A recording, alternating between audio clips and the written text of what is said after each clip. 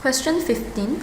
The graph shows pressure changes in the left atrium, left ventricle and the aorta during one complete cardiac cycle. So we know that the heart can be separated into 4 different chambers, and in this question we are only focusing on the left side of the heart, which includes the left atrium, which is above the left ventricle, as well as the aorta, which is a big artery that is connected to the left ventricle that brings blood to the rest of our body. At which points does the valve between the left atrium and the left ventricle close and open? The valve between the left atrium and the left ventricle is known as the bicuspid valve or the mitral valve.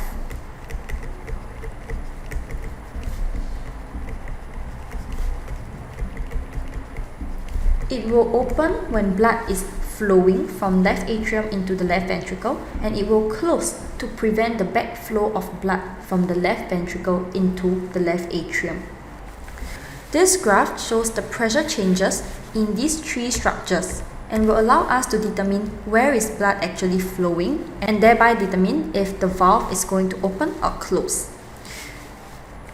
The main feature of this graph is this steep increase in pressure of the left ventricle. We know that this steep increase in pressure of the left ventricle is caused by contraction of the left ventricle or the pumping of the left ventricle in the heart. As the pressure increases from point 1 to point 2, we can think of it as the left ventricle contracting with the blood within this chamber. And at one point in time, the pressure in this left ventricle is going to exceed the pressure in the aorta. At point number 2, this will cause the blood to be pushed out into the aorta from the left ventricle. Then the flow of blood through the aorta to the rest of the body will allow the pressure of the left ventricle to fall back to normal. As the pressure in this left ventricle drops, we will see that at one point in time it will drop below the pressure of the left atrium.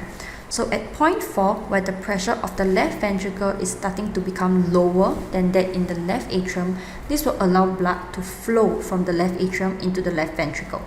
So we know that for blood to flow from the left atrium into the left ventricle, this valve, the mitral valve, has to open. So point 4 must have the mitral valve opening.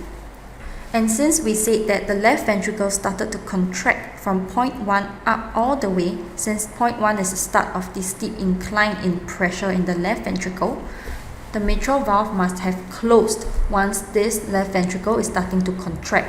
If not, blood will flow backwards into the left atrium. Therefore, at point 1, the mitral valve must have been closed.